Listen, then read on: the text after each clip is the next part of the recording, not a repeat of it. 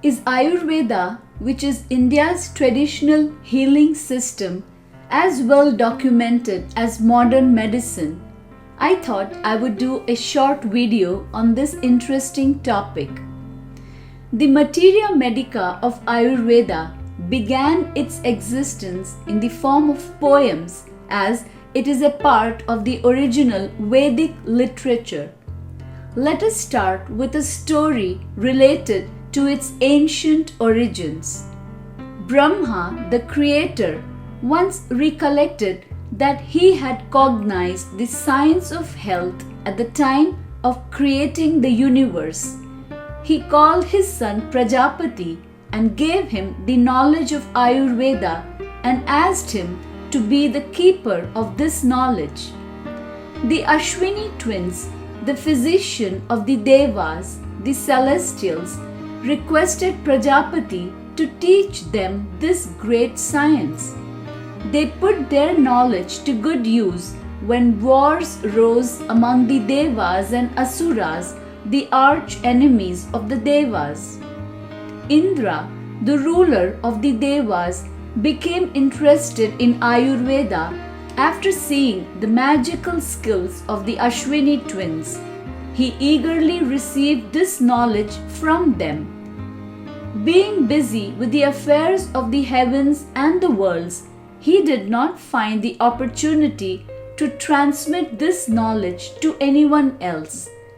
In the Vedic tradition, it is mandatory for someone with knowledge to teach it to capable students. This did not happen in the case of Indra. 5,000 years ago, diseases ravished the human population.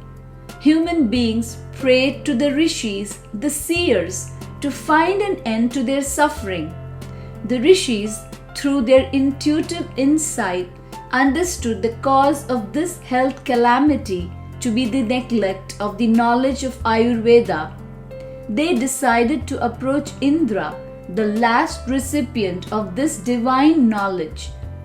Sahasra-aksha, or the thousand-eyed one, is another name for Indra.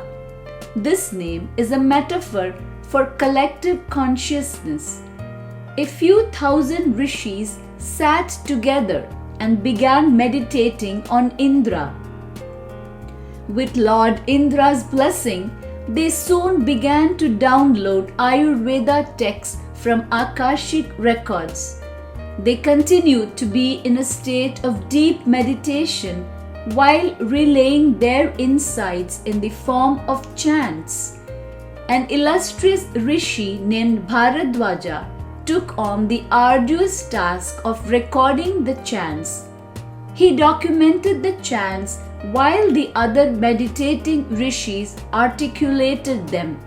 Rishi Bharadwaja is therefore considered the first authority on Ayurveda.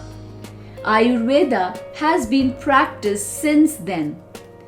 We know about Rishi Bharadwaja through the works of his illustrious student Acharya Punarvasu Atreya. Acharya Atreya taught Ayurveda in the form of short sutras to his students. Agniveshya, his student, proposed a modification to the format of these texts which enable Ayurveda knowledge to spread wider. Parts of Acharya Agniveshya's teachings are available to us in the form of the famous Charaka Samhita text. Agniveshya's work consisted of 46,000 verses, whereas there are 8,400 verses in the Charaka Samhita. Other Samhita texts also arose around the same time. They are attributed to other Ayurveda acharyas such as Parashara, Bhela and Kashyapa. Academicians acknowledge that several of the original Samhitas survived till the beginning of the medieval times. In the 8th century, Acharya Vagbhata compiled a work with materials from these Samhita texts. Vagbhata's text is called Ashtanga Hridaya and is used by Ayurveda students to this day because of its brevity. Vagbhata's work is called a Nigantu. Several other Nighantu texts arose until the 15th century.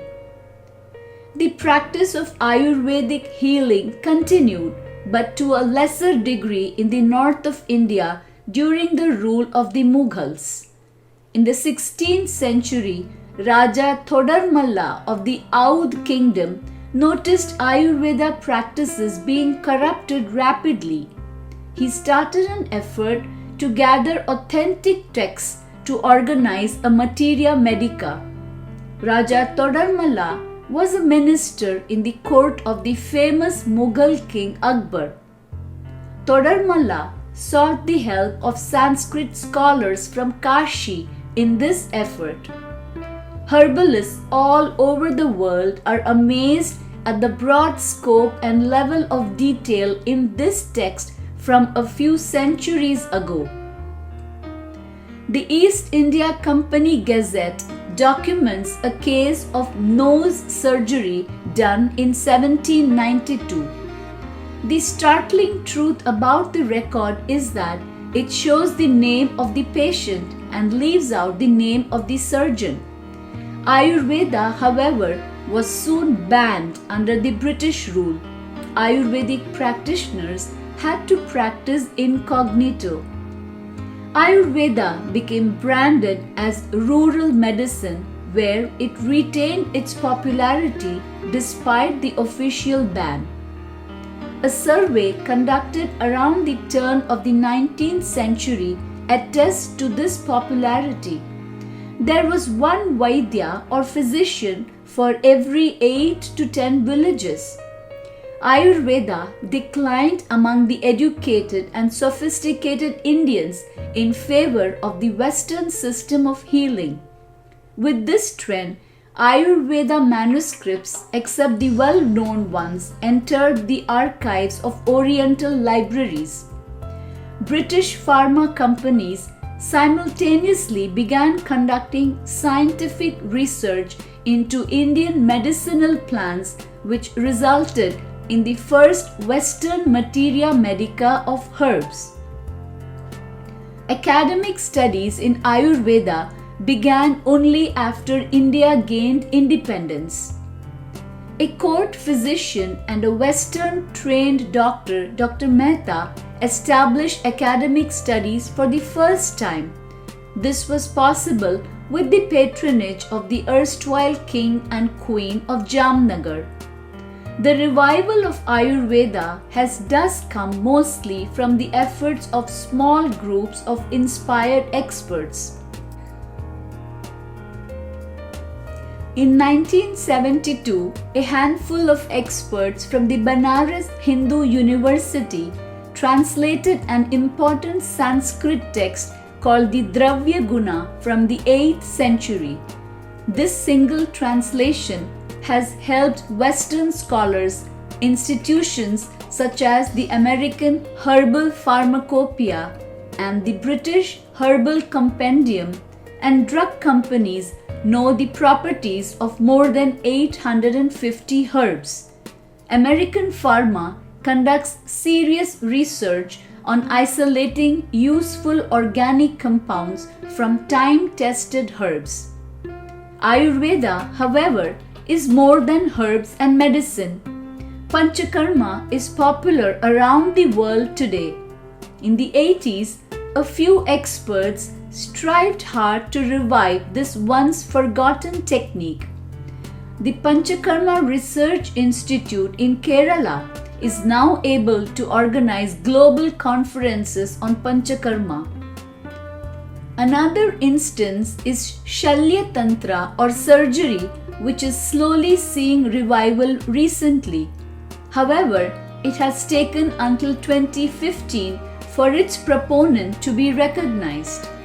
Columbia University credits Acharya Sushruta from the 6th century BCE to be the father of surgery.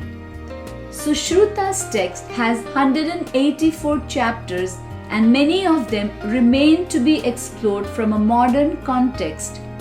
Since centuries, having a daily routine called Dinacharya and adapting to the seasons called Ritucharya have been practiced for maintaining health and harmony.